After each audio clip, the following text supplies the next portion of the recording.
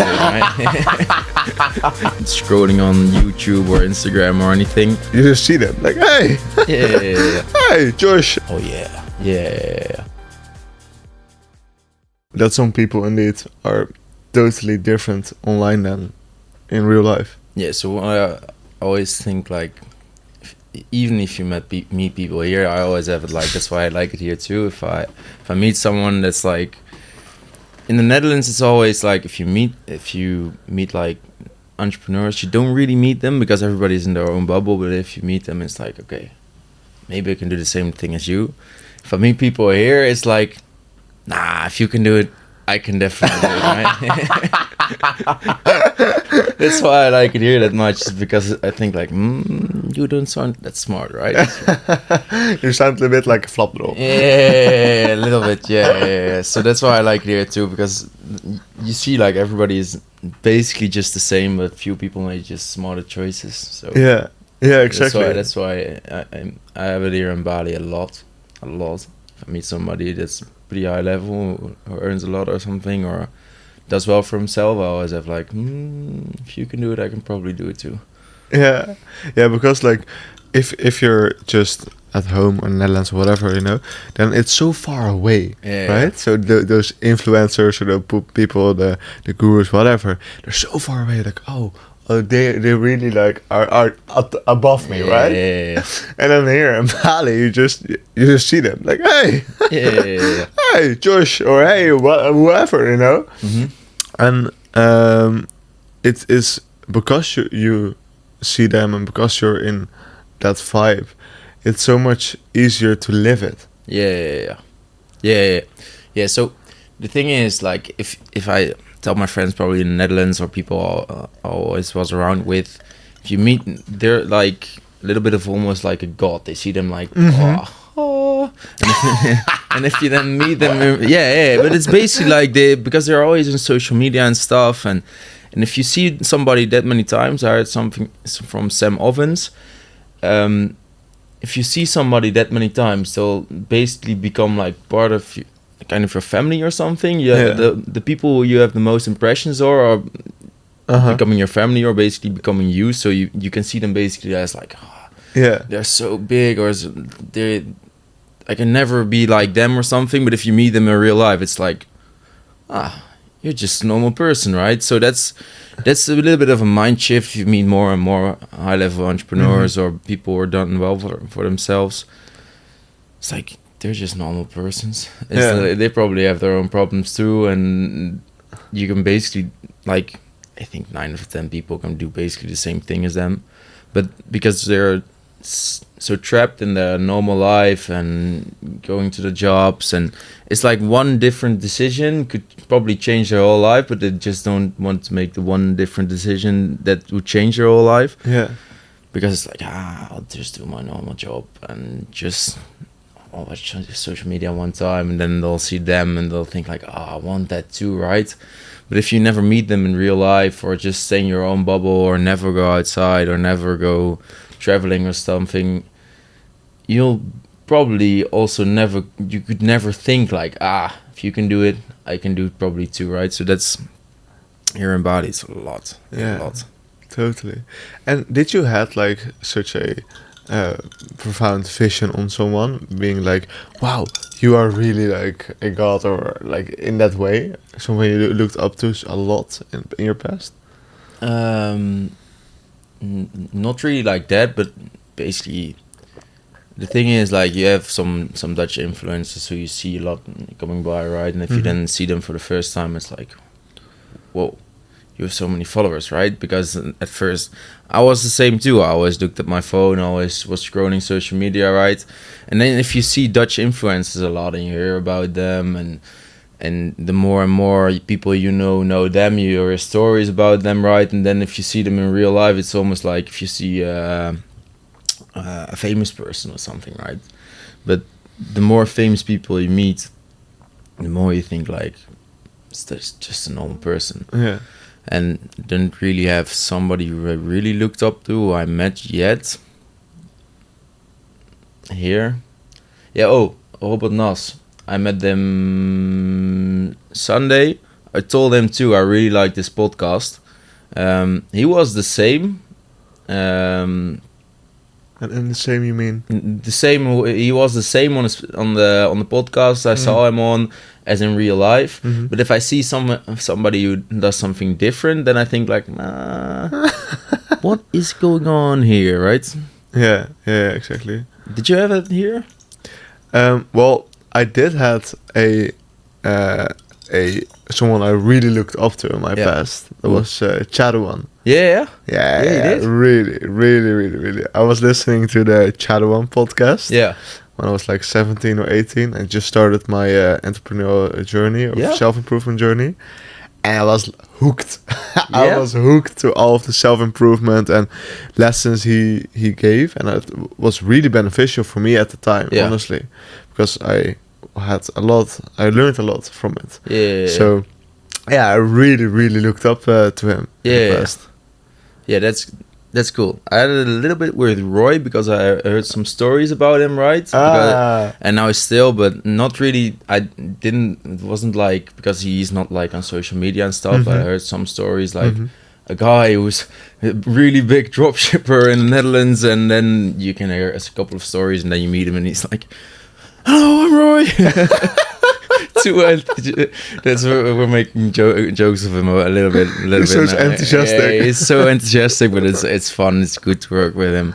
But I didn't really have one person I really looked up to, or I always looked at international people, or I don't know now. Well, that's very funny, because then you looked up a little bit to Roy, and I looked up a little bit to Cha, and we both worked with these people. Yeah, it's like that's why I always also think now is the more I speak of something that I want to do something, the more I really manifest it without actually knowing it. So that's also why I watch my words now, because if I speak about something I really don't want to do, it's probably going to happen, right? So the more I'm hearing stuff, and also with with sales and the more I speak out with what I would do in the future, the more I notice like that just happened, and the more I'm beginning to see that goals actually happen, but they'll probably never actually happen the same way you said about it, but just in a different manner. And then like most people don't even notice they hit their goals, right? Because it's like not really the same as you thought it would be. Yeah. But if you hit it, then it's like, then on to the next one. Yeah. That's often what we do, right? I mean, like we're climbing a mountain, and then we're finally on top of the mountain. Like, where's the next mountain? Where's the next mountain? But it's so. Did you meet Jao on here then? I didn't meet him yet in Bali or so. No, I worked with him. Like 1 year ago or something, for a couple of months together. Yeah. So that's how I interacted with Cha. That's cool, man. I met his business partner yesterday at a party on Sunday, I think. A Belgian guy. Yeah. Cool. He said he was his business partner. Cool. Cha was at the party as well. I heard from Dokan. Was he? I didn't meet him, but no, it was a different party. I went to like... you guys went to a different party? No. I went to the Dutch pool party, and afterwards I went to a different party. Oh, of course. Yeah, of course. Why not, eh? A little bit of FOMO, right? Fear of missing out. Sometimes I still have it, boys. It doesn't matter. But I went to a party, like really big villa. I was like... Pfft. But... That was just FOMO. I was there, and after a while I thought like, nah, I'm going home. It wasn't really my party too. But I met that guy there. That's the fun thing. You meet so many different entrepreneurs here that I think like, how did you come up with that idea? And if you meet people that have like a different idea you can basically start a company with everything if you just deliver value to someone. Totally. So how is it working with Roy right now?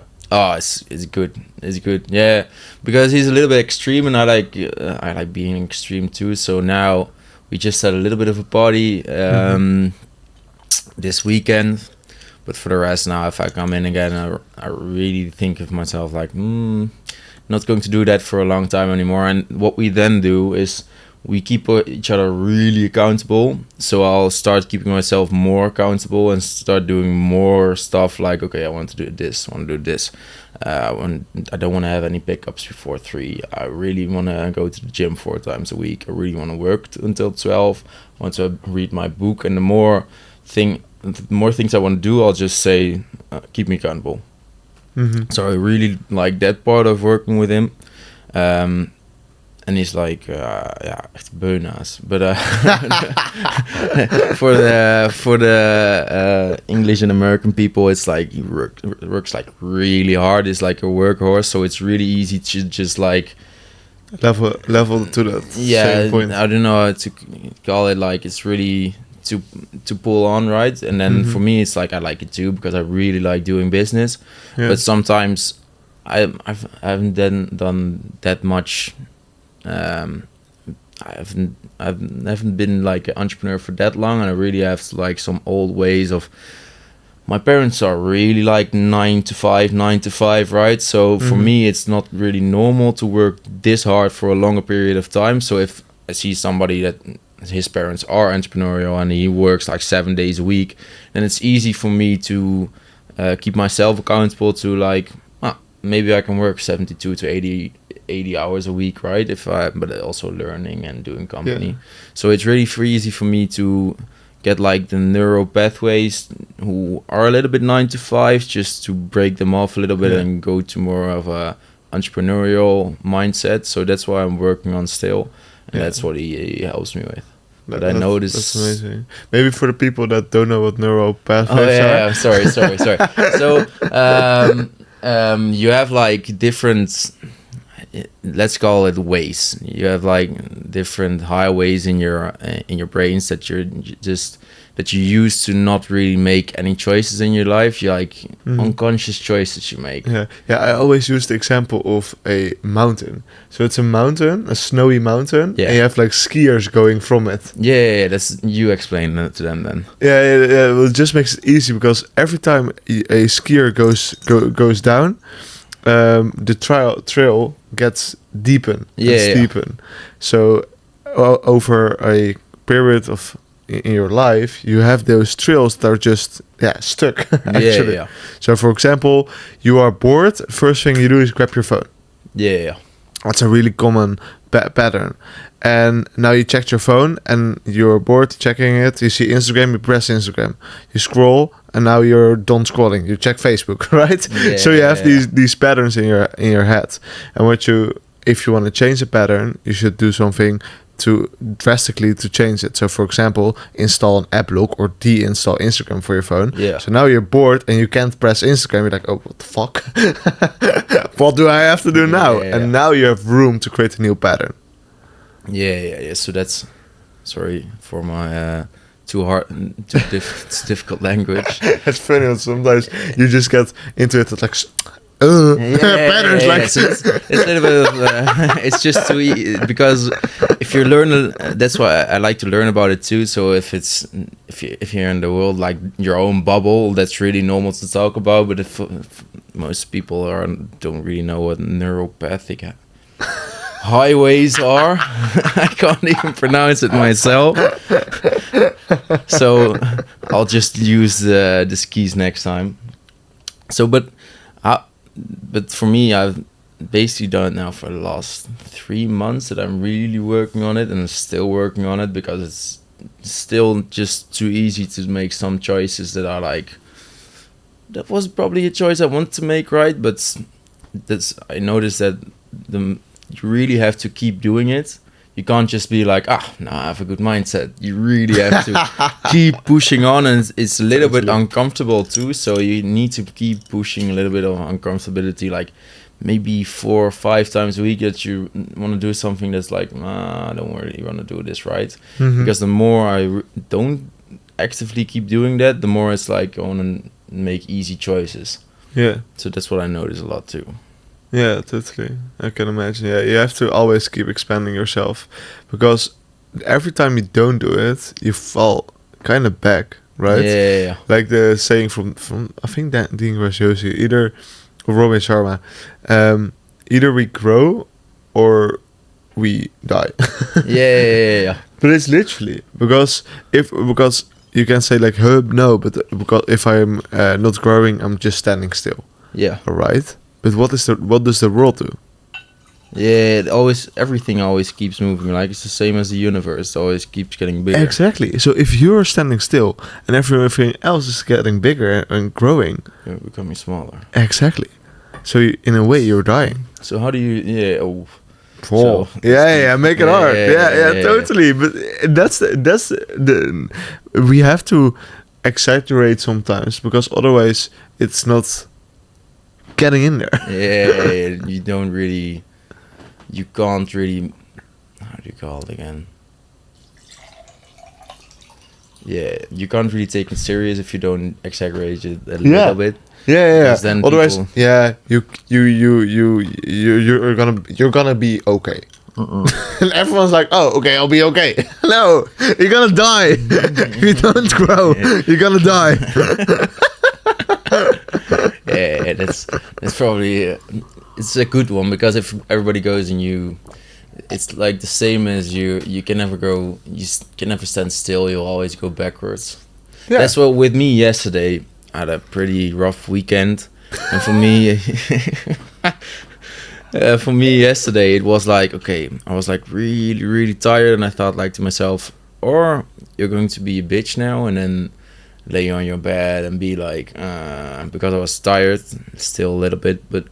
Or I thought like, oh, you're just going to grind because if you're at your best, if you're at your worst, also because I did a course in the morning, you can probably do it if you feel worse next time too. So then it's just a little bit of if I see it as a game, I was behind my laptop like not that productive, but I still was behind my laptop, not scrolling on YouTube or Instagram or anything, because you really want to do that right, or you don't really want to work. So that's why I thought like, okay, now I'm going to sit like 10 hours behind my desk. Wasn't that productive, but still, if you just train your mind to be like, nah, you had your nice weekend, now you're going to work too. So that's why if you see it a little bit as a game too, then it's probably going to be easier than just take it too serious. Totally. I agree so much on that. Yeah. But that's with everything. Like if you just view your life as a game indeed, it's so much easier because you just have more fun with everything. You're just gonna look at things in a totally different way. And in essence, like, what's life about? Having fun. So can you give an example how you do it in your own life? Yeah, totally. So for me, I always view everything as indeed a game, but living limitless. Yeah. So anything is possible. There are no restrictions. If you think, you can think in restrictions, but that doesn't mean they are there. No. So how I'm doing that in my life, I'm always, I don't accept no, right? In everything. So for example, I'm giving a birthday party. Yeah. So I am inviting people from the Netherlands. Yeah. Of course. And often the first reaction is like, oh no, I can't come. Like, that's crazy, right? I have to fly to Bali and everything. And I'm like, but what if you would just look at it from a game perspective? Yeah. Just imagine we're living in a world where anything is possible. Anything. Yeah. How would you create your world? You would probably do the things you want to do. Exactly. Ooh. Oh, I'll tell you something. I was talking to a girl yesterday. Like the prime example of what you really don't want to do. She was doing psychology or something, and she liked it like a little bit. I'm not bashing her or something because it's like 9 of 10 people in the Netherlands do it. But she did like her school, and I thought, you like it? Why are you doing it? Because of my parents. I really want to have a degree. So that's like the prime example of doing things you really don't want to do, and that's like 9 for 10 people. But if you start doing then they'll say no to like basically anything, because they can't really make their own choices. Because if you do like the biggest choice of your life, what are you going to study for 4 years, and the rest you're going to do that. If you let somebody else do it, then you can probably never take ownership of your own life. Literally, it's the same with those patterns. Yeah. But then you just chose a bobsleigh. I don't know what it's called in like a really big skis. Really big skis.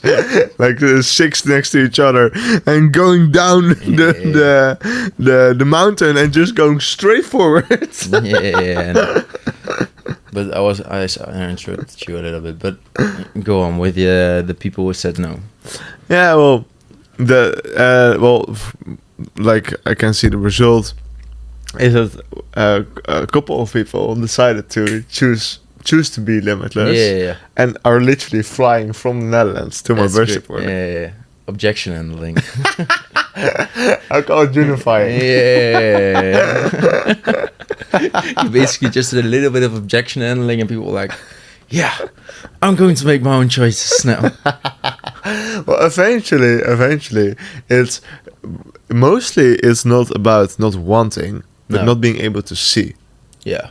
And that's why I call it unifying, because I help them see what's possible. Yeah. So, and of course, like for one of my friends, for example, I said to him as well, like the growth is in the choice. The growth isn't in the choice. Is in the choice. Oh yeah. Because when you make the choice to do something out of the extraordinary, there is a lot of growth with it, because you're doing something out of completely your comfort zone. For example, Bram, he hasn't been out of Europe in his entire life. Oh no, he wasn't. He isn't, and he just chose to go to Bali and come a week here, celebrate the birthday, explore himself, everything. And there's so much growth only in that choice. So it says a lot about a person, because if you can choose to be limitless here, you can do it everywhere. Yeah. Oh, I had a fun thing about Bram. He had some limiting beliefs still, because he had like a sales agency for solar, right? I think a different Bram. A different Bram? I think so. The guy who is here? Who was here with us with Fins? Oh, no, different Bram. What does he do? I don't know, actually.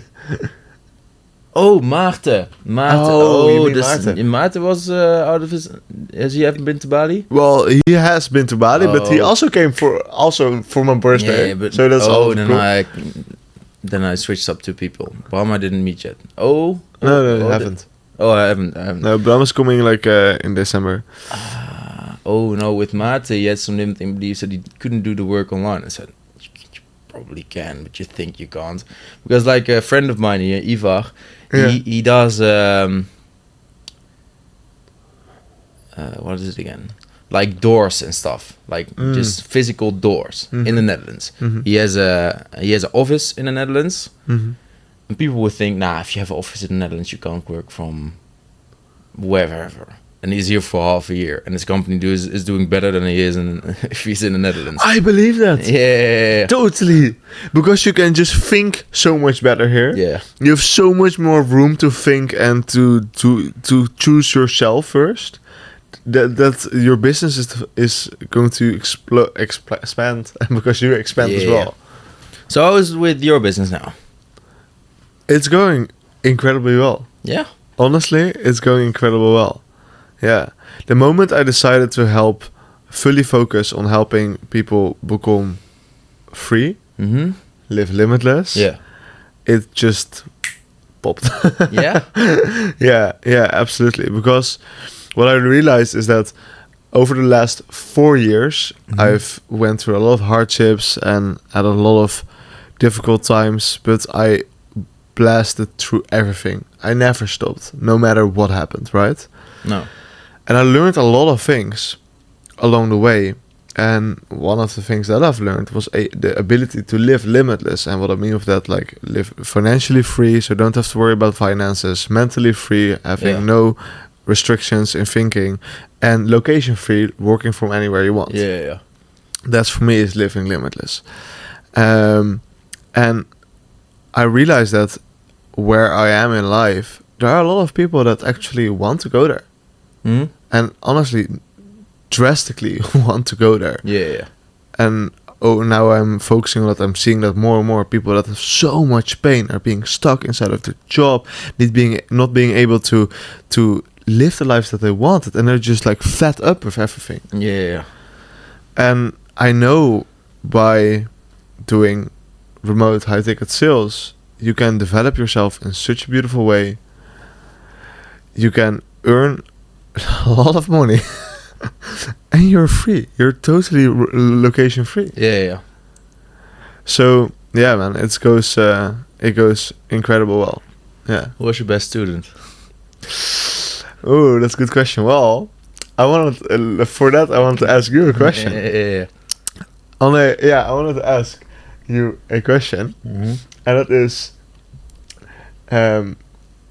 do you live limitless? Not really yet, because what I just told you before, it's like I'm getting on restrictions more and more and more. But even with, I'm totally honest, like not yet. I'm doing it more and more and more because I just started with like mindset like 2 months ago, like really, and it's going better than ever with my life. Like like there was like really big change with how I think now and how I think before. But the thing is with me, I'll just keep on doing it. But I'm living limitless, and I really think I'm really going to make it now. Sometimes I have some bad habits still that I really need to take off still, but for the rest, probably in like most things I think I do, because I really think I do now, because I really feel like I'm getting competent in what I do. It's just a little bit of a learning curve still with how to implement stuff, and even now with I'll have what we do is we have like tasks at the beginning of the week, and then I think like, okay, the problem with me is like I'll have a task, I'll do it, but I won't implement it. So I think like I did the task, but I never got the feedback, or if I've done it right or something like those small things. And also with the gym, I'll go 4 times a week, so that's getting better and better. My body is getting better and better, my mind is getting better and better. But sometimes like the old patterns are coming back, and then I think like but what I notice is at first it was always like bad talk against myself, like okay, if I've had a drink now, and the next day I would think like, fuck, you did it again, or this. And now it's like I won again.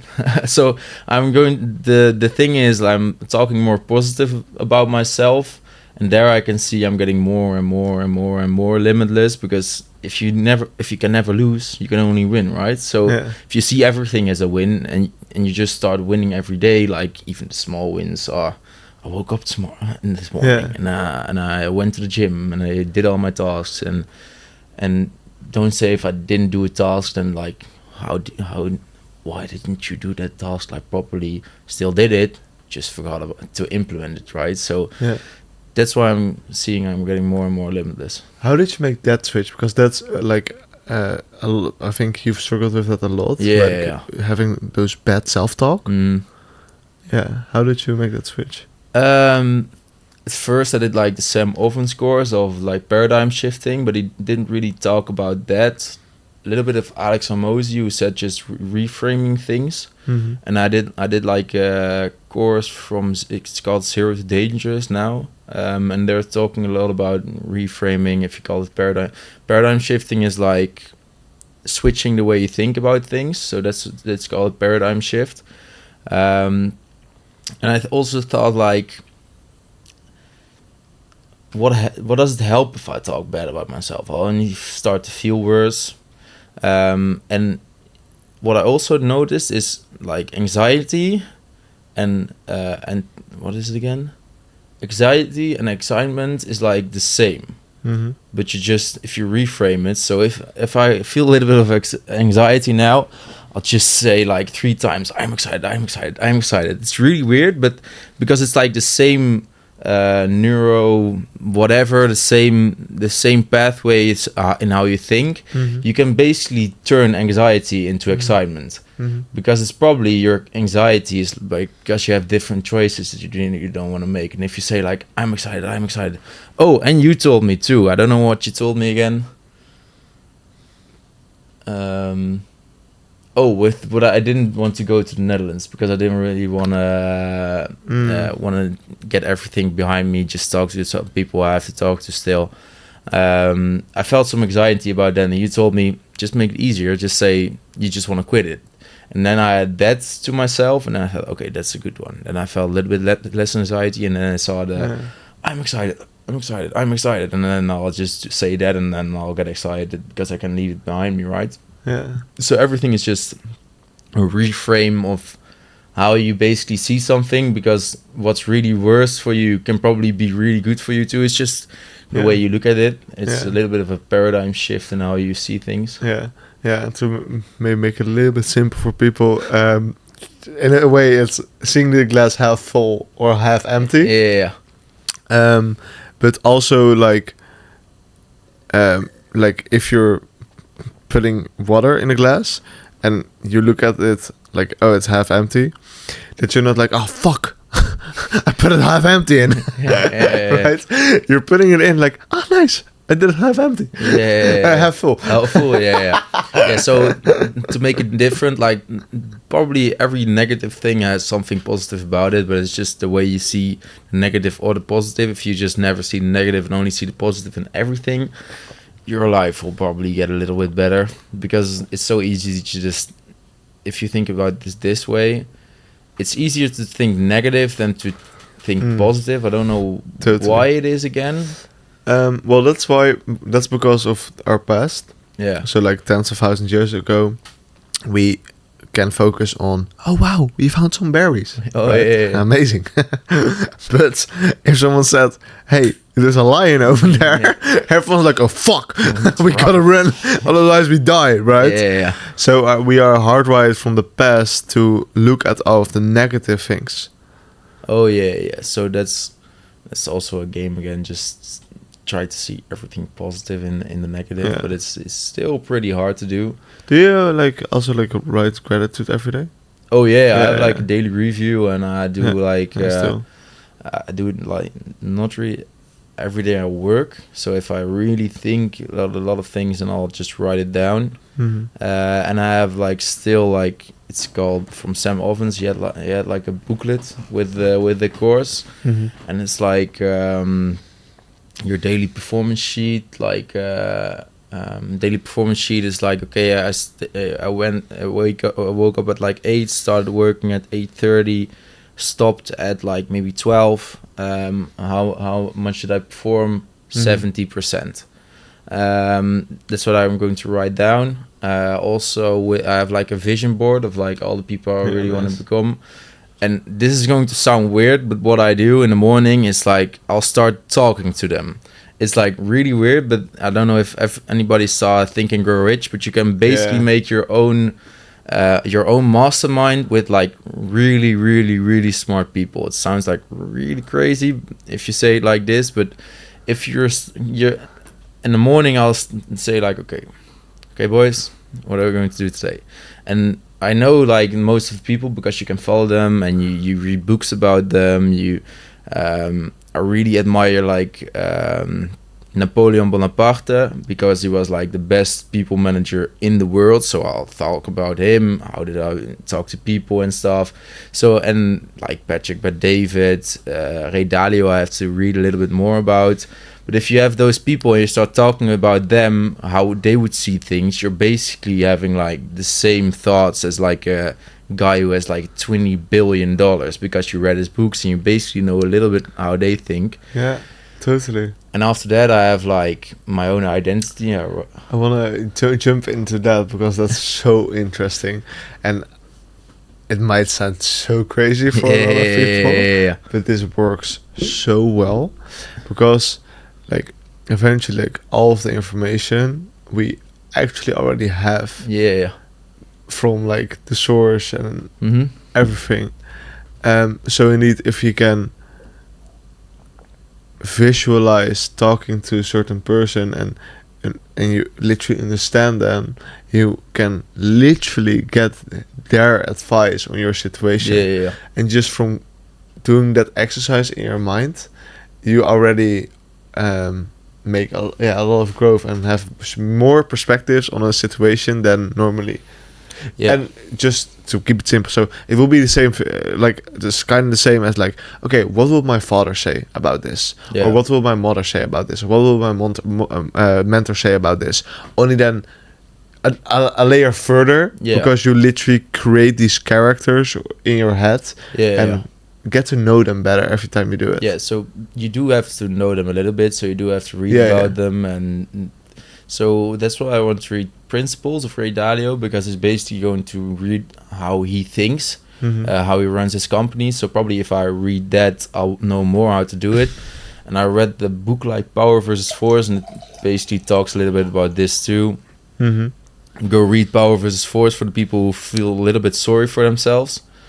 It was like also like a really big shift in how I think too, how I see people, how I act to people. I still have to implement it, but it's like it basically goes about our religion a little bit, how religion started and how basically people live their lives and how and why they think negative, positive. It's like really spiritual, but after that I thought like this could be true. Goes on like about karma and stuff. It basically goes how karma works. With positive, negative, like if you talk negative, it's easier to be negative than positive. But the more you do inner work, the more positive you get, the less you have an ego. But so that's also with like the big conscious and stuff. And I'll talk about it with Roy too, because we have like I close somebody for 10x, and she was always like a consultant for like BP, Shell, like really big companies, and she did rapid change consulting. So if somebody something happened in the company that they had to switch, Corona or something, she came there and she had like, they paid her like $100,000 a day to make like choices for them, just to consult them on how to do a rapid change. What she told us was like, okay, I get my thoughts of the collective consciousness. She says it's probably like, you can do it. We want to try that too. So, and then I read the book. I thought like, what the fuck? It's like, the more and the more you read about it, the more it's like, probably could be a little bit of truth in there. I believe it as well, 100%. Yeah, so it's going to sound really weird if you never heard about it, the collective consciousness or anything. Just start to search about it. It's like it's the more and more you read about it, the more and more it's like this could be sort of truth. And then you see a little bit how the world works too, with getting down spirituality and stuff, because it's spiritual with the collective consciousness and how God is and stuff. First I didn't know what God was. I read the book now, I thought like, that's what I don't want, God anymore in the West and this stuff, because it's just, if there is no God, it's just easy to manipulate everybody. Totally, because people have no direction. No, you can basically tell them like they all have like the biggest egos ever, so everybody's just going to do everything for themselves. If everybody does everything for themselves, you're going to have like saturation. If everybody's saturated, you can manipulate anybody. If they're in a group, you can't manipulate them. No, we can't fall if we all stand together. No, so that's a different thing again. So how because wait, I wanted to tap into that. Like, that's funny because how you do that with those personas, like Napoleon. I do that as well, only then with the collective consciousness, how you call it. I call it the infinite. Yeah. And that's where I ask my advice from. Yeah. So I just tap into that energy. Yeah, so that's the thing is, like, also told in the book, like, people are on like different levels of consciousness, and it's like that's why I sent it to you last time. It's like really hard to get because it's logarithmic. So that doesn't mean like if you have a scale from 1 to 600, that 600 is like 2 times as big as 300. No, it's 10 to the scale 600. So it's 600, 10, 10, 10, 10, 10, 10, 10. So 600 is like almost like God level. Yeah. Like Jesus, Buddha, those are all like on top, and like the lowest of the low, the poorest countries, like people who have the biggest egos. Yeah. Or on the lowest. So I thought like I'll just send it to Daan. Maybe he sees. So what I think of you too is you probably have a pretty high level of consciousness, because some people just don't get you probably. Yeah. So that's also if you ever think like somebody's really spiritual, you probably don't understand the same things that they do. And if you start judging them, it's just your ego that thinks like, they know more than me, or they're just dumb or whatever. But the paradigm shift of me was also like, what if it helps? Like, yeah, exactly. Yeah, like I had it with like the Sam Ovens curses. I always thought like affirmations were like bullshit, or I saw a thing of like Alex Hormozy, but then I thought to myself like, what if it helps? Like, why not try it? Like, if it's a chance that it could help me like a little bit, why not do it? Because my ego is telling me like, it's weird to shout affirmations in the mirror and not do anything about it or something. But you also have to do action still. But what if it helps, right? Yeah.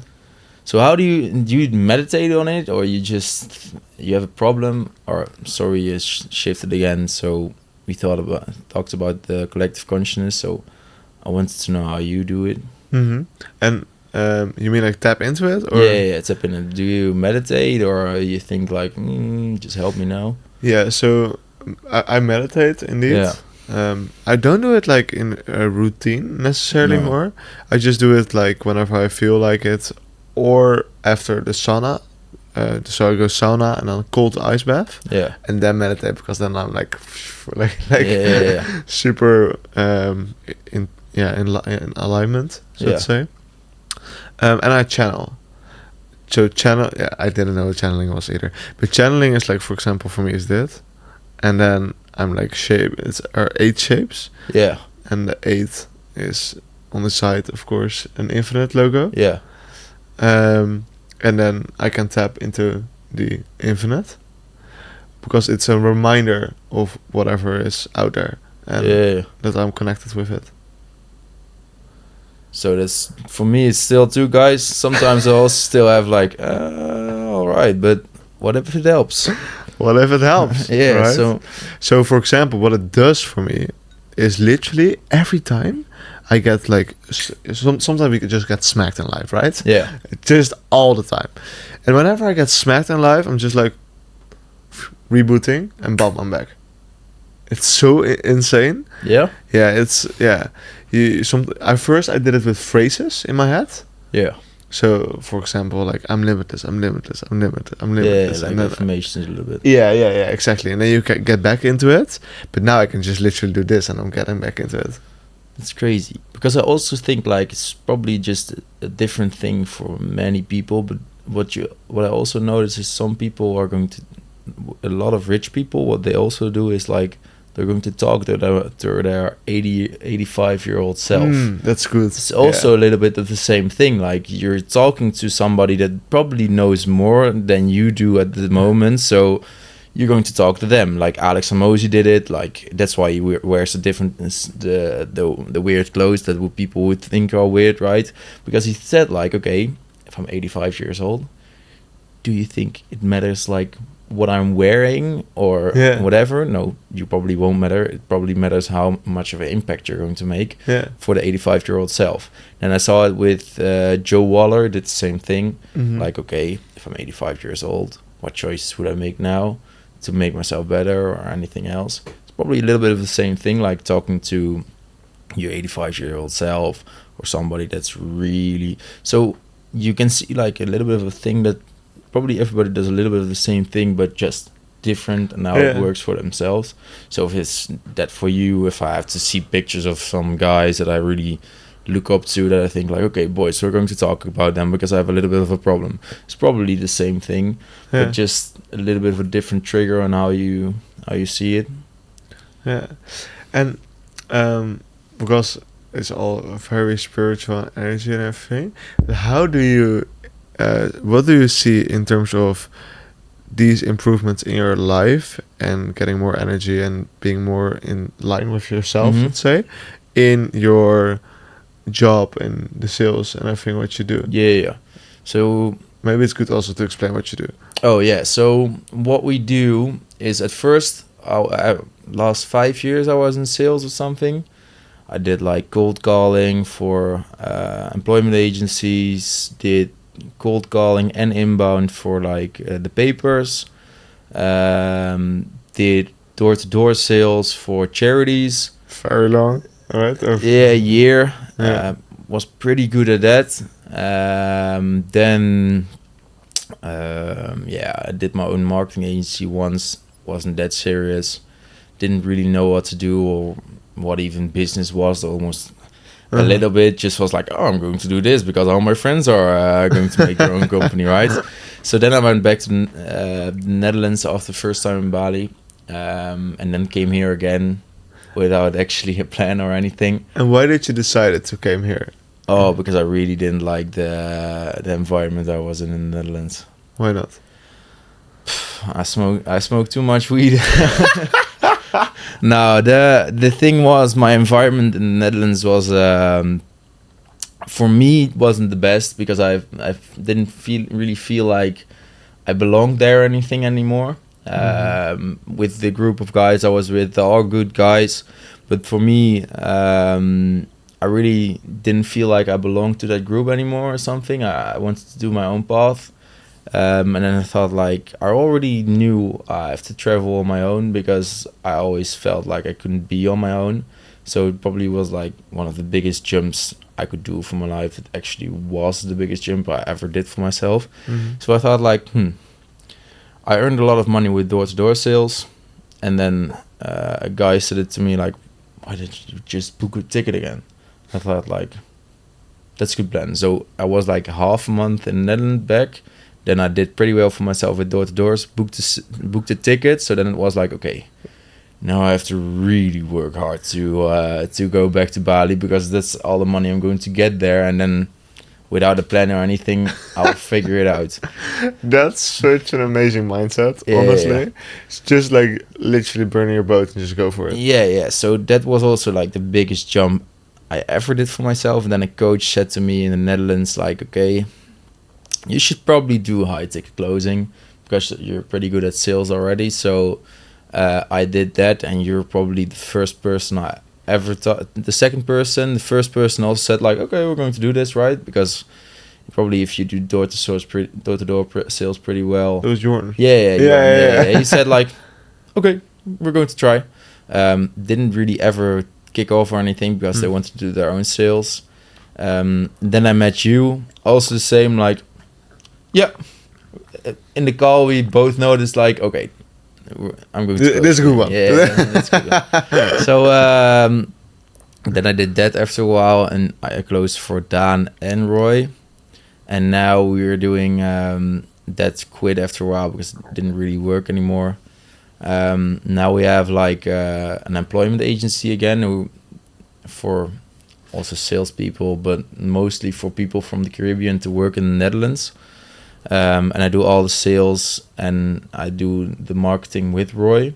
But I really like it. I really like marketing. But the thing is, for me, I like to learn a little bit too much, and I'm a little bit too creative. So I have so many ideas.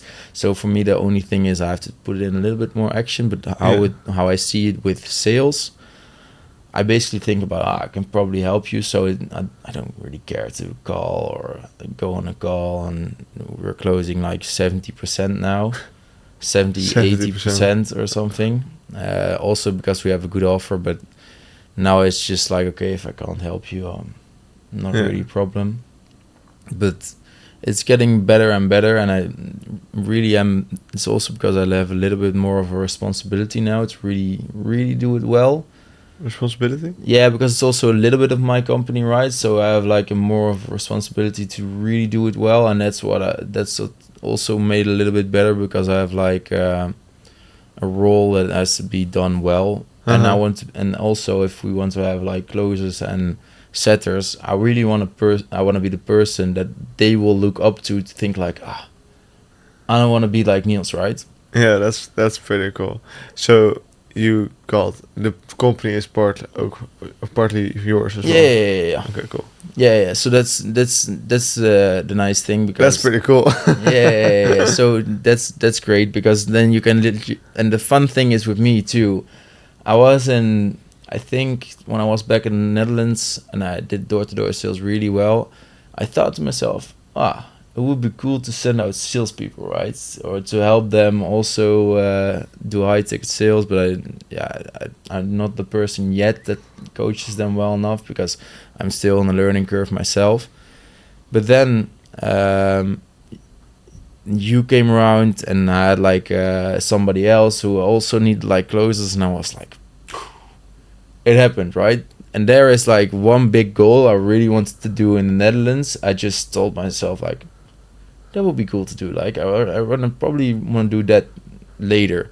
And just because I did like, it's probably went all unconscious and stuff, and I really wanted to do it, right? So now it happened. We can send out salespeople. We can help people from the Caribbean. So that's really cool. That was like a moment for myself that I thought like, goal made. And then it doesn't really matter for me how much I make. It's like, I made it already, right? So from then on, it's like, okay, if I can live my life well here, and the money will probably come if I help some people. So that was really cool for me to notice, like, I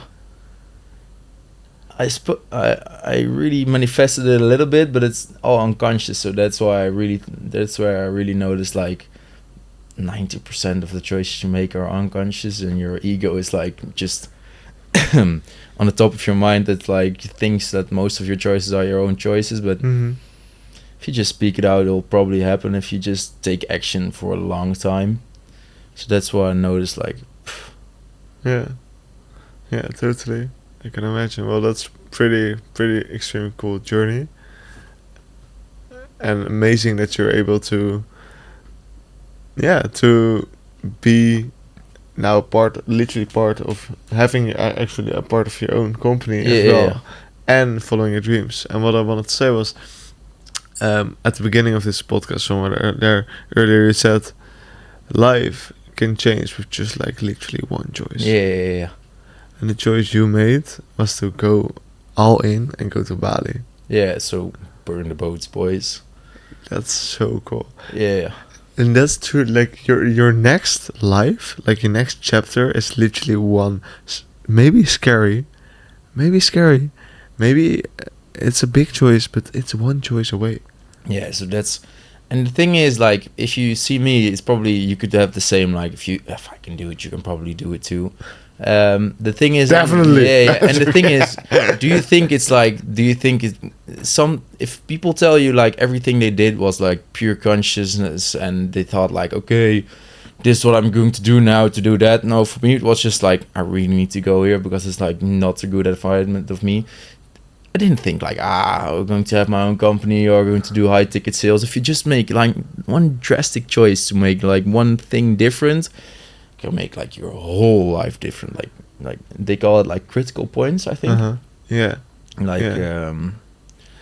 So that's those points indeed. It's always like, to get the extraordinary, we must choose to be extraordinary. Yeah. Or to make it simple, like to get different results, you need to make different choices. Yeah. So like a choice of, for example, in your case, going to Bali, not a lot of people do that. everyone will be like, no, stay safe, you just save some money, just work another 2 years, right? Just save up 100,000 euros. Yeah. But then you're gonna be so comfortable in your situation that you don't have the real desire to needing to make it work. Yeah. You were here in Bali and you had no other choice to make it work. Exactly. For me, it has been a multiple points. At this moment, at this point in my life. So my first point was to decide to get something out of my life. I was like only doing drugs, smoking weed every day and just fucking up my entire life. So I decided to be honest with my parents about everything and what I was doing. And then I had a very good conversation with my father and realized that I was only focusing on friends. I was only focusing on friends and partying. That's it. And I realized that I was letting go of my school and job, and I was letting go of myself, and that those needed to have focus and time in. So once I made the choice to focus on that and get something out of my life, that was a real first pivot. That's why when I started journaling, reading books, developing myself with courses, etc. That was the first big one. And the second big one was probably choosing to build my own company. In the door-and-door sales.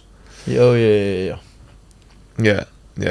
to learn how to manage people, and because in the meantime I was able to earn a lot of money with door-and-door sales as a freelancer, but then indeed choosing to help others and managing people, was a kind of big choice, and I got really bankrupt from it with my second company. At the time I was like 70,000 euros in debt when I was 20 years old. So it felt like literally I lost everything, and I totally failed. But also had a good conversation with my father, and he said like, kleingeld. Small money. Small money. And that changed my perspective. It was like,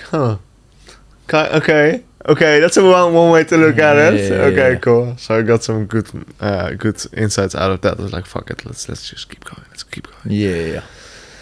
And then I decided eventually to stop with door-and-door and switch to high-ticket sales, which was the next pivot, being able to really bring an impact and make money at the same time.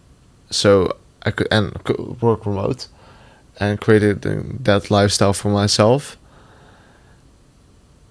That was really nice. And then the next big pivot was recently here in Bali. Choosing to help others gain a limitless lifestyle, living limitless by becoming either a remote closer, remote high-ticket closer, or choosing sales in general as your path, or just listening and seeing what's possible. And that's the same thing what this podcast is all about. I believe in a limitless era, a time where everyone is striving for something bigger than themselves, and everyone is living limitless, being able to live completely free without boundaries. And that's why I believe it's so beautiful to have you on this podcast as well, because you literally went from actually being stuck inside of the Netherlands towards now living pretty free here in Bali, being partly owner of a company, and I believe you're living your dream life. So that's crazy to hear too, so thank you for that. But the thing is with me, I always thought like, I don't know if I'm that good at anything, right? So I still don't sometimes have those thoughts, just because your environment and the way you think about yourself, the way you talk about yourself. So that's also a little bit with like, the way you talk to yourself is so freaking important. That's what I notice now. It's just only talk positive for yourself, because anything negative, your subconscious is going to think that's real, right? Because it doesn't know what's real or not real. So that's why I really watch out now with what I say to myself. And if I just talk to myself like, oh, I'm already a big entrepreneur, and then seeing entrepreneurs and think like, if you can do it, I can do it too, right? So that mindset. And still, like, if you meet anybody, like, everybody has their problems. That's why I always thought, like, if somebody has done it well enough for themselves, don't have any problems, they have it all perfect. But if you see people here, still you can notice, like, they probably have their own problems too. The only thing is, like, they don't let their problems, like, involve in the rest of their lives. They'll just, or they can really, like, just don't think about it, and their business went well. But for me, my thoughts were, like, getting into my whole life. And then the first part was with that's one way to think about it. Like, when I first started my marketing agency, I didn't really have any clients or anything, so it's not like whew. But the thing was with me, after I done that, I thought I failed, because I went to Bali. I thought, like, okay, I'm going to make my own company, and it didn't work out. I thought I failed, but if I look at it now, it's like, you didn't fail. You just had your best lesson of your life. At first, you were with people you didn't really want to be with. Yet you did your first company. You went out with your mate to go to Bali. So that's also, like, the way you perceive things, the way you look at things is, like, really important. Because then I went back to the Netherlands, and I still thought, like, I failed. Then I did, like, the door-to-door sales, and then I noticed, like, ooh, I'm pretty competent at this, because I did, like, I sold the most in 2 months of, like, 600 people or something who did door-to-door sales at that moment for that company. So then I thought, like, I think I found what I'm good at, right? So from there on, it's also like, from there on was also like a pivot point. Then I went to Bali, I did sales, boom, another pivot point. And you can see, like, with everybody, it's like, don't think linear, right? Everybody thinks linear, that it's going to be like, it's going to be like this. Nah, it's probably going to be more like, woof, whoop.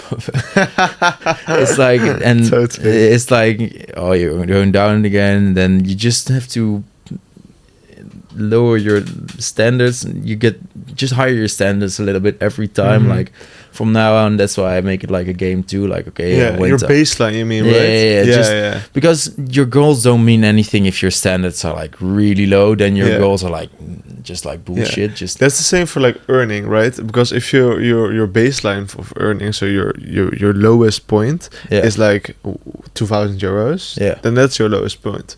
But if you choose your baseline to be like 3,000 or 4,000 or 5,000 or even 10,000, that's gonna be your lowest point. And if you made that commitment with yourself, you are going to do anything in your power to make it work. Yeah, make it work. Yeah. So that's a weird thing too. What I noticed here is you also need to switch the perception of what is earning a lot. Because in the Netherlands, I thought, like, ooh, if you make 10k a month, that's a lot, right? Here I meet people that make it almost in a day, and it's like, it's not that much for most people. Like, 100k is like baby steps for some people here. And then it's like, I need to switch my perspective a little bit. And that's why that's also with the thing from AvatarDaan and stuff, just make your goals too big, then just work backwards, and then you see, like, your goals aren't that big if you just put them on a long enough time horizon. Totally. And then just reverse engineer them, and then it's like, that doesn't seem that hard, right? If you just do this every day for, like, 20 years. Or what's the saying again? Like, if people over commit on what they can do in a year, but undercommit in what they can do in 10 years or something. Or something. As people underestimate what they can do in 20 years and overestimate what they can do in 3 years. Yeah. So I was with, like, at first that's the first thing where my perceptions changed a little bit. When I was here this year, like 8 months ago, I always thought, like, earning 100k a year was, like, a lot, because that's what most people in my life, who my parents told me, that's a lot, right? Like, my uncle had, like, a brokerage for farmers and stuff. He made, like, everybody told me, like, he makes a lot of money. like he makes 120K a month. He has a job. He does well for himself. He has this company. And then I came here, and I was the like boys who were in ecom. There are a lot of them here, and they told me like, I make 1,000 euros per day in profit. And I thought like, and how old are you? 26. And I thought like, boom, perception changed. And I thought like, if you can do it, probably do it too. Totally. That's cool. Did you ever have that change of like, or you probably, if you're probably was for you when your dad told you like 70K? Yeah. Small money. Yeah, so I had the privilege to be able to get those perspectives from my father. Yeah. A lot. I mean, just for example, if sometimes we go out dinner and it can be pretty expensive. Yeah. And they're like, wow, some people have a month salary of that. We eat that in a dinner. Yeah. Like, if my father can do this in a period of 40 years and having a lot of difficulties in his past, I have the privilege of not different problems, but I'm allowed to learn faster and being ahead of him, so to say, in time span. Then I can probably do it further. Better. Better. Better is perspective, I think. Yeah. So that's why I chose further, because I have a longer time I can do it. Yeah. So to say, because he started having the same chances that I have right now at 38 or so.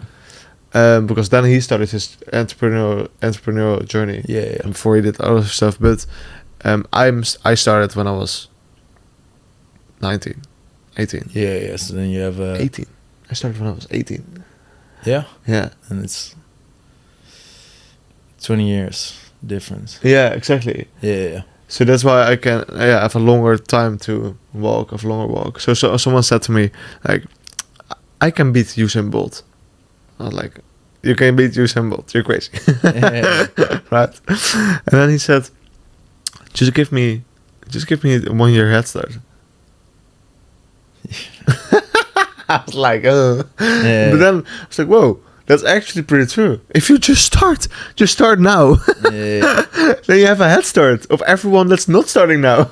Yeah, so that's what also the Zero to Dangerous course, or who said it to you? Like because the thing is, like, if you just start, most people. Linus Murphy said that. Yeah, it's like most people never going to start. So it's that's why I also think like it's also a bit of a perception. Like, it's so easy to beat everybody. Nobody has like proper focus, or everybody is just on their phones. Totally. Like, it's probably so easy just to get rid of the competition, because business is still a competition. But for sure. And if you just do what 1% does, 99% of the people won't do it. Literally, because like, for example, you're listening right now. Now you're probably ahead of 88% of the people. Just by listening this podcast, you are already ahead of 88% of the people, because most people don't. Most people are not developing themselves in any way. No. So this shows that you want to do something of more. And how can you be ahead of the 88% of the 12% that's left? Yeah. Do something with it. Yeah. So that's why I'm still learning. Yeah, literally, because then you're already at the 1%, 2%. If you do something with it. So, what do you see if you talk to somebody, you notice like, that's probably going to be a good salesperson? A good salesperson. Yeah. So, I think mostly, honestly, it's about success in general, and it's about three things. So, like the deep root of who is successful is people that have a belief that they're better or more capable than others. Yeah. So they have a very strong confidence, or they truly think they're able to be destined for great things. Yeah. But what's interesting, at the same time, it's also a crippling insecurity. A crippling insecurity, which means not the fear of not being good enough. and those two are like in alignment, because the one side you're never can't go back because you're like, fuck, no, that's not possible. The other side's never enough. Yeah. So you're always like striving forward. And the third one, and I think that's very important for being good in sales, is having impulse control. So being in control of your mind no matter what happens. Mm-hmm. So someone comes on the call, someone is late, instead of being like, fuck you, you're late. Huh? Be like, hey, how's it going? Right? Just control your mind and choose what you do with the situation. Yeah, so still sometimes I have it, but the thing is, like, if you hear this, I had the same thing. Like, if you feel like you don't really have it now, just eliminate things to have it, because you can train yourself to think like everybody's insecure, like, right? So you already have that about something. But the thing, like, if you being competent and thinking you're better than everybody, is just your mindset, and you can train like thinking that you're better than everybody. Just tell yourself you're better than everybody, and then you're going to think it, right? Yeah. So for me, it was like, if I hear that, it's like, at first I always thought like, I don't know if I fall into the category. Now it's more and more like the same with, if you can do it, I can probably do it too, right? So if somebody's hearing it and they're thinking like, I don't know if I fall into the category yet, you can just train yourself to fall into the category. It's not like people just were born with it or something. It's like they probably, everything that happened to them in their life made them think that way, but you can train yourself to think that way too. Totally. About that, I think I have a good shift for you. Yeah. You're saying, if you can do that, I can probably do that too? Yeah, I can do it too. Just switch probably to definitely. Yeah. Pop. Then it's way stronger. Yeah, I didn't think about that yet. So, still learning, boys. But that's amazing, because then it's like, if you can do that, I can definitely do that. Yeah. And it's so much powerful. Yeah, so that's what I noticed now in the last 3 months, is you can train yourself anything. Literally. Anything. Like, we're all in the base, we're all limitless. We can literally create ourselves in anything, in any way we want. Oh, I have a good quote, like, it was from Sam Ovens too, like, your life is like one magnificent illusion. You tell yourself what your life is going to be. So if the thing is, you see your life as how everything went in the past, and you're going to make a prediction of how it is in the future too. So if you just think different about the past, your future is going to be different too. Yeah. So that's like, I heard that, like, and also like 80% of what you think your past was is fake. Yeah. You just told yourself that, and then if you just give this different perception, your whole life is going to be different. Yeah, totally. If you see it like that, it's like, what? Yeah, totally. Yeah. And about sales, we worked together for quite some time, of course. And we stopped with the outsourcing agency, but what are some things that you learned in sales, and what are you implementing until the day of today? The thing is, with me, I just forgot about it, but normally I ask a lot of questions to people, but I forgot about it a little bit, and I noticed why. If I'm not interested enough or something, or I am interested, but I'm really enthusiastic person, so if I hear something, it's like, ooh, I want to talk about that too, right? But if I just step back a little bit and let just somebody talk about themselves, they're going to be, everybody likes talking about themselves. So if you just add it with a little bit of a weird thing, but if you talk to a girl and just ask them questions the whole night, they're probably going to find you fun. Because everybody talks about themselves, but it's in everything. If you let somebody talk about themselves, they're going to have a good conversation with you. But they didn't really have a conversation with you. They just talked about themselves. So that's why what I implement, you have to focus on it, because I like to talk, right? I like to be like, ooh, oh, that's a good idea. Whoop, and then it goes out. But if you just step back a little bit and just ask questions to people and compliment them while they're talking, so acknowledge compliment and then ask again. ACA. Yeah. So people are really, it's a really different conversation, and you can just, if you see everything is a little bit of a sales conversation, you don't have to always do it. But if you just notice, I can just sometimes step back and think while I'm saying something. So just like, not really in a sales conversation, don't do that, because then it's not going to be a normal conversation. But if you talk to somebody like this and they don't think it's like a sales conversation, then I can step back, think like, what I'm going to say now, and just steer a conversation to whatever I want myself to talk about them, or let them feel more important or something. So like positive manipulation almost. Could you say in a way you're able to unify better with them? Yeah, because if I want to, because I know what kind of questions to ask. If I know what kind of tonality I need to use. If they want to really open up to me, if I know what kind of questions to ask when I really want to know something, or you're able to understand them better. And that's what I find fun. But and you can also. Sometimes I use a little bit of it. It's not really a trick, but sometimes I can really notice if somebody says something to me, and I know if it's true or not. Because if I ask some questions and I'll think and I'll let them explain something to me. I did yesterday with it's not yesterday, but if somebody says something to you and you're thinking like, I don't know if that's like the proper thing, if it's like surface level, or if there's anything more going on, I can probably find with my questions like what's going on more, right? Because I'll just let them tell me that what they just told me is probably bullshit. So you can just more easily understand people. Yeah, and does it impact your life in a way?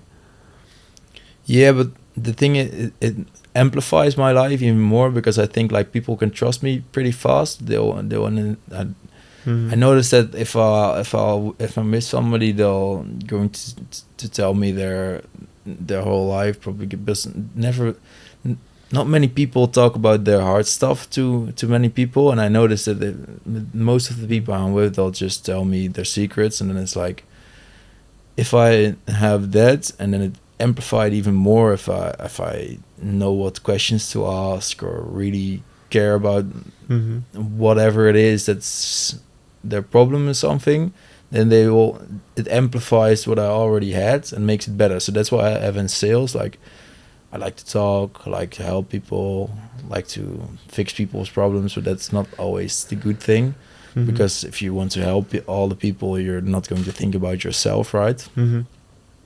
But it just amplified me with getting more trust of people. So also with like higher entrepreneurs, like, I'm not that big of an entrepreneur yet, but they'll trust me even further, or think like, oh, you're a good guy, because I just know how to talk now. I just know how to let them feel comfortable about me, and everybody wants to feel comfortable about anybody, even here and in business, because a lot of people get like, how do you call it, like fucked with they'll just tell somebody anything, and they'll just tell it to somebody else, and then their secret's going right. So it just amplifies who I am even better if I do it more and more and more and more. Yeah, in a way, you could say it gives you more power. Yeah, it gives you more power, but you can easily manipulate too, but don't really like manipulating. Just like letting themselves find out, and then just follow me if you want to follow me. And I'm still not like the person who I think like everybody should follow or anything, but you can make people find their own problems or anything. Yeah, you can help them find the problems, or let them see.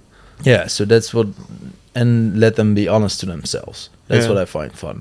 And then they're going to trust you, because you're the person who let them be honest to themselves. Yeah, totally. It's funny because I'm reflecting back to myself now, and I was like, oh yeah, this is what happened as well when I was like 2 years in sales or so. People indeed also opened up to me very easily, because you understand how to find problems, or how to help people see their own problems. And indeed, sales helps you understand human nature. Yeah. It's funny. Einstein says look deep inside of nature and you'll understand everything way better. And that's so true. If you understand psychology, like how people think, why people don't tell us certain things, or how you can help people find their own or see their own problems, it makes life, I believe, more limitless. Yeah, it's like sales is like the best thing you can do. And also for the people who think like, I'm going to be a high ticket closer, do cold acquisition first. Please, just do cold acquisition first, and then you're probably there. The thing is, that's what I find fun. Like, a lot of people want to do a high ticket closing now and sales now and do setting and live limitless, but they actually don't want to do the grind first. And it's pretty important to do the grind first and then do the high ticket closing and stuff, because you won't really appreciate how hard it is to get a lead or even get on a call with somebody, or then you won't appreciate how hard it is to actually set or do cold calls all day. And if you appreciate how hard it is to get that one call with you as a high ticket closer, you probably won't do your best that much to help that person even more. Totally. I mean, like, we both have been doing cold acquisition for quite some time, and if you're knocking on 10,000 doors, or doing 10,000 cold calls, and you know how hard that is, you're gonna appreciate a warm lead, someone that's interested already, so much more. You're gonna take very, very a lot of care for that one lead. I can tell you that much. So I talked to a couple of sales guys now, because we have like an employer who needs sales guys, and some people just still don't want to do it anymore. And I think like, okay, I talked to somebody yesterday, but I didn't really notice that he did like cold acquisition for like years and also coached other people. So then I thought like, okay. And I also said him like, you're how do we call it again? Wat is verwend? Oh, spoiled. You're spoiled, all right? Because I told him like, you're a little bit spoiled, and then he explained to me like the cold acquisition part. But I also had somebody else, be your best, like good, but he told me like, okay, the commission is too low, and I don't want to do setting, and he told me like he had 5 calls in a week. And then I think like, for me, if somebody told me like half a year ago, I know that there are many employers that think like, I'm going to say this to you, but I really know this employer is going to give them 40 hours of work. If you just call, close, okay, you're going to have work and you're going to have a salary. But if somebody says to me almost, I can't hear no now. If somebody has like 5 calls and is saying to me like, it's too low of a commission, I think like, boy, you don't know, right? Then just search further. But I almost get frustrated, because I think like, just hop on the chance and you'll get more chances and more chances. Totally. And that's also that's the reason why that is. People don't have a baseline. People don't have a baseline of, okay, this is amount of money I'm minimal gonna make every month. Because if you have a baseline, you're accepting any offer that you want, because you need to make X amount of money. And then you are so much stronger inside of your own shoes. So also that, and for me it's like, I think one of the best things for a salesperson is just to be working and don't have 6 calls in a week. Because if you have like for 40 hours of work, then you can get into flow, right? If you can get into flow, you'll sell more and you earn more. But if you have 5 calls a week, then you're going to really want to close that one call, because you'll have to earn, because you have the higher standard for yourself that you only can earn this, right? So for the guys who get a chance, just take the chance. And even if it's like after a half year you think, I want to do something else, then go do something else, because you're still self-employed, but you'll have a half a year of experience, and you can go to a different employer and then say like, okay, I want to do like high ticket closing, right? Then then it's like, oh, okay, you have some steps. Just take the steps and then go on. Don't think like you can close like 18K projects or something.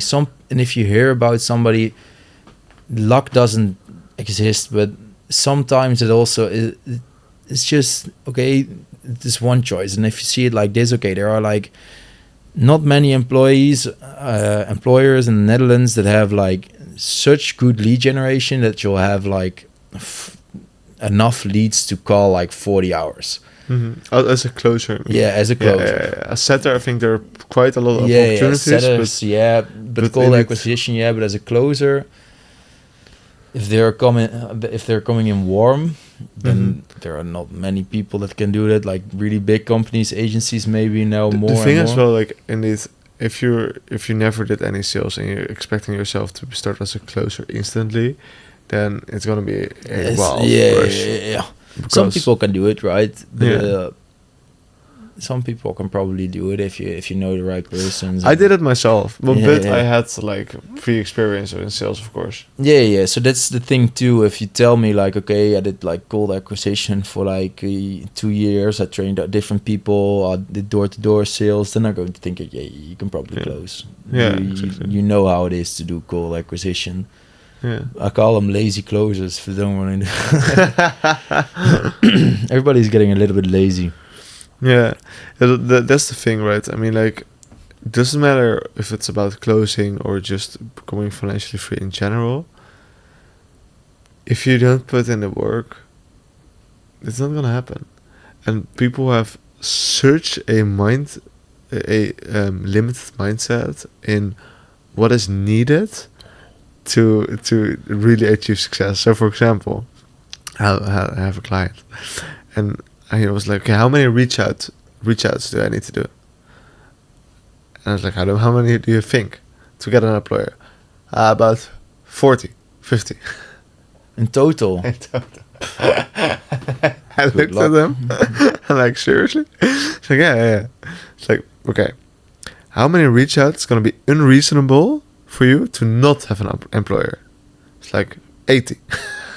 I said, all right, 800 to 800. Yeah. All right, 800 outreaches, and then I can guarantee you're gonna have an employer. Yeah. So, and he was like, "What? 800? Yeah, 800. Just do 25 or 50 a day, like 1 month. That's it. Yeah. And you have an employer, and you build up your network and everything. That's it. Yeah. And how much time is that, right? I mean, like maybe 1 hour, maybe 2 hours a day. And you have a employer where you can work and earn remotely about 4,000 euros a month. Yeah. It's so easy to beat everyone that's not working, everyone that's not doing the things. So this is fun you say that, like people don't know the sheer volume that they have to put out to actually make it work. That's what the paradigm shift for me with Roy was. Like Roy was pretty successful for a 24-year-old, and I heard like something of Alex Hormozy, and he said like sometimes volume negates luck, right? So if you see somebody that's 2 steps ahead of you, if you're not working almost as much or doing almost the same things and you want to be where they are, you already have like how do you call it? You're already back like 5 years. So you need to put out even more volume than they do to get more than they have. Yeah. So that's why I always think now I have like a minimum standard to work like 72 hours on myself and the business. For some people it's like, what the fuck, 72 hours, probably even more. But I think like if I even want to come remotely close to like most people who are like successful as I want to be successful, probably have to work even more than that and to say no to even more things.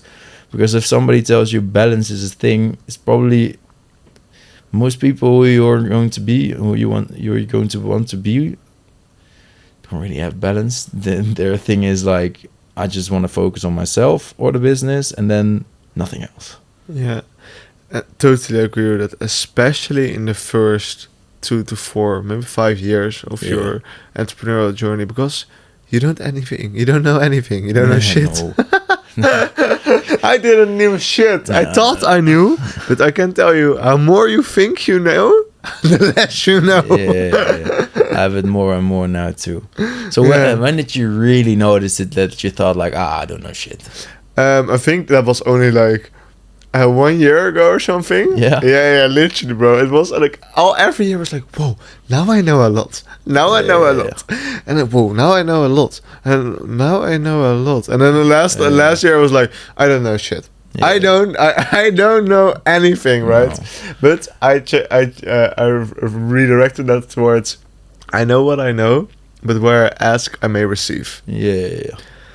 But there is like I think Albert Einstein says it, right? Like the more you know, the more you realize you don't know anything. Yeah.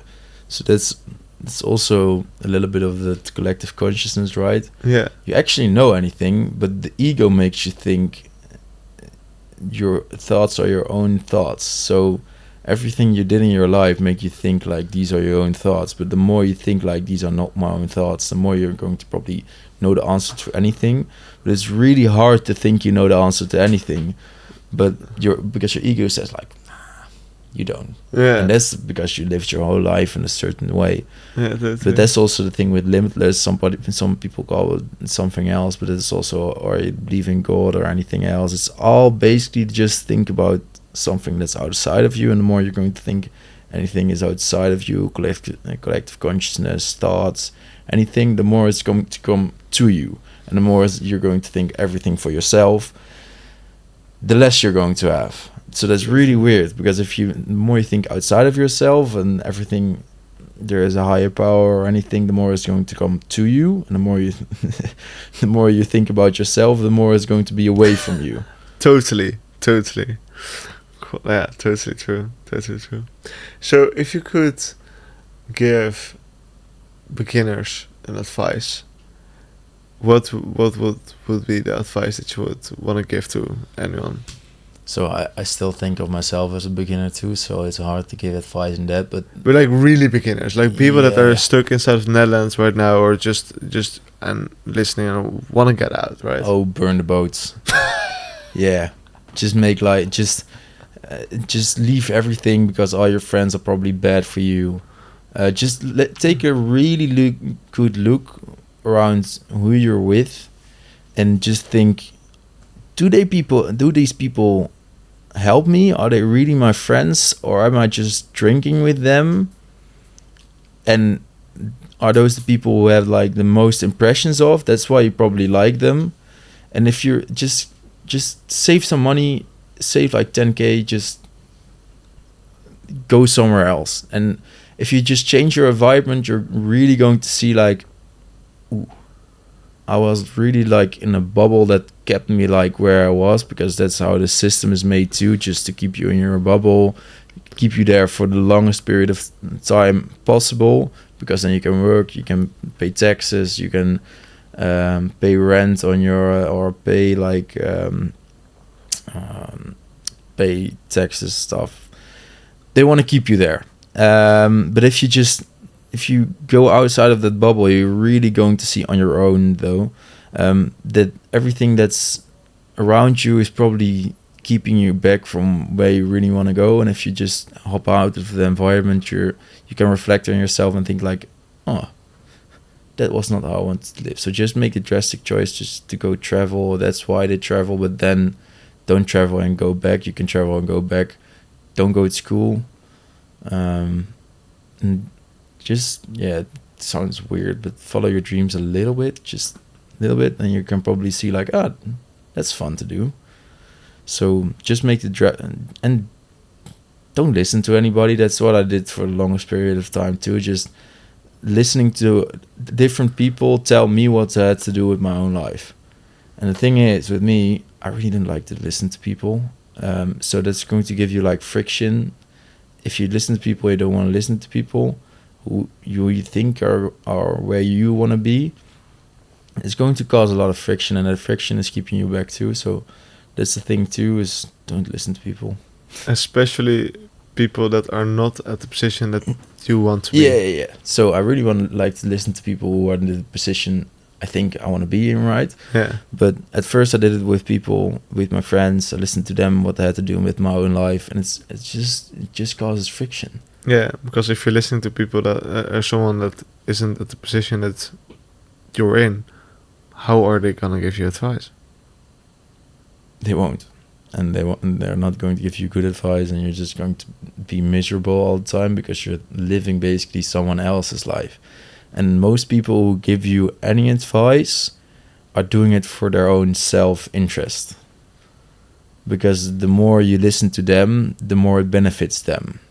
And that's also a hard part, to really find people around you who really want to keep you further and not have any interest in it themselves. That's also really hard to find. Yeah. There's someone that's really genuinely happy for your growth.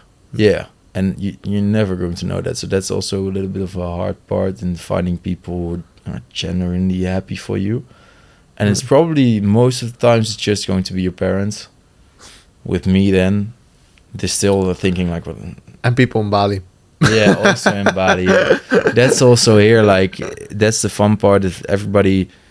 If you meet someone else here, it's always like, oh, what do you do? Yeah, I do this. Oh, you can implement that's just... Everybody is like, and that's what most entrepreneurial people are like, I think. Just want to help people and just keep them further. And that's also when you can give value, and then you start networking. Yeah. And in the Netherlands, it's all just take. And here's like give. Is that the one thing you like the most out of Bali as well? Oh yeah. Because everybody wants to help each other get better. They also like to party too sometimes, but for the rest, it's like mostly like you have different. What you talk about is different. What you do is different. Everybody's... If I tell a friend of mine in the Netherlands I work 72 to 80 hours, it's like, don't you have to find balance? And if I tell it to somebody here, it's like, oh, good job. And it's like,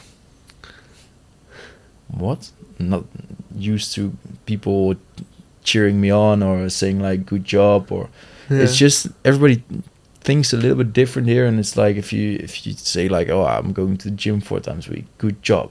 Or if you say it in the Netherlands, it's like, you're going to quit after 2 months. Yeah, exactly. It's like the conversations you have here is like the conversation we are having now is like most of the conversations I'm having here all the time. It's like, oh, we did this, that's new. What are you doing that's new? I'm doing this. How do you implement that? And then it's like everybody's keeping themselves further. It's hard not to be successful here. Yeah. Also, I think after a while I have to start going some different places too, because you can get used to like keeping it chill a little bit. That's also accountability. Totally. But you can go with the mindset that it doesn't really...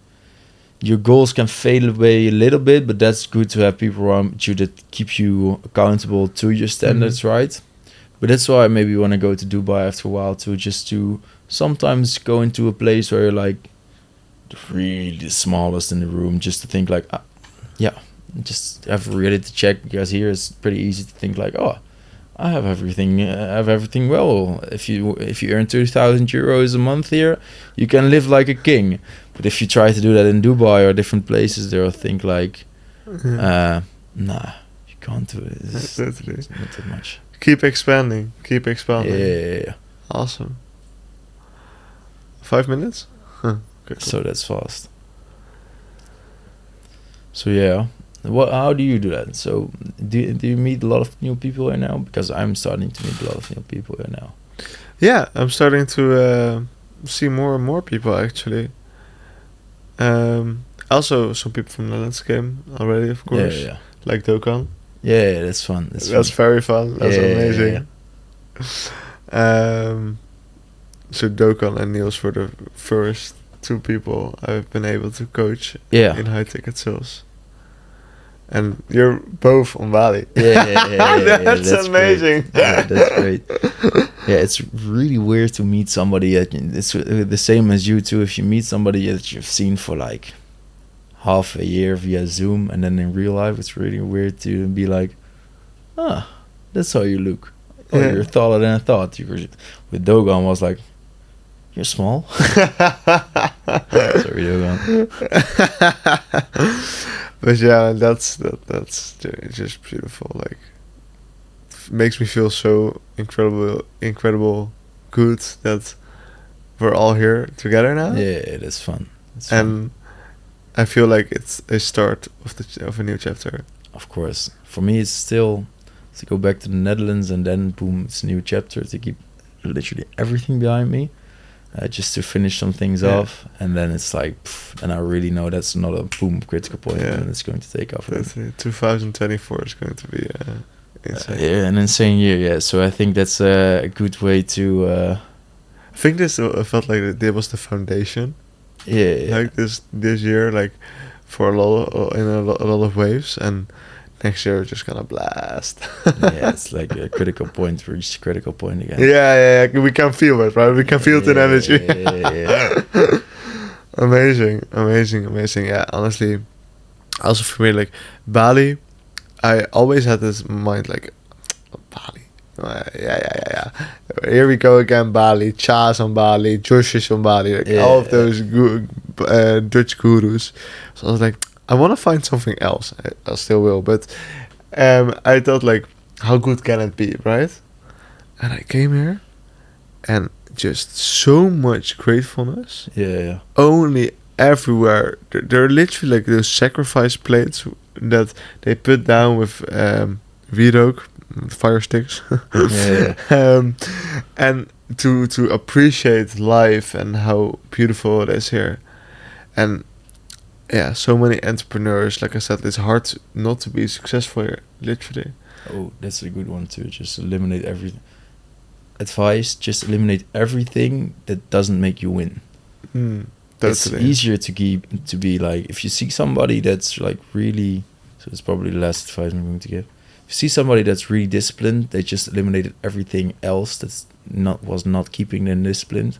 Just like your phone. Yeah, your phone. Yeah, but like checking your messages just now. In the morning. Yeah. So even with me, if I forget it, I won't be like how do you call it? Like consistent with doing it. Yeah. That's why I have the sheet in the morning, right? Oh, I have to do this, I have to do this, I have to do this, I have to do this. So for context, Niels was checking his phone. I was like, "Are you checking your phone in the morning?" Like being totally confused. I was like, "No, I'm actually not doing that. Supposed to." Good. It's like down the app block. Oh yeah, fuck. Okay. Here we go again. Yeah. So it's still a learning curve. Everything is. Yeah, man. Awesome. I think that was a good conversation. Yeah, 2 hours fly by like that. Totally. Thank you for coming. Yeah, no problem. It was fun. It was really fun, and I'm really looking forward to the growth that we're both experiencing here further in Bali. Yeah. So that's I'll see you in 20 years, and we're all like really big entrepreneurs, and it's like, if you look back, then it's probably going to be fun. Totally. Of course. Live limitless. Yeah, man. Bye, Peace. guys.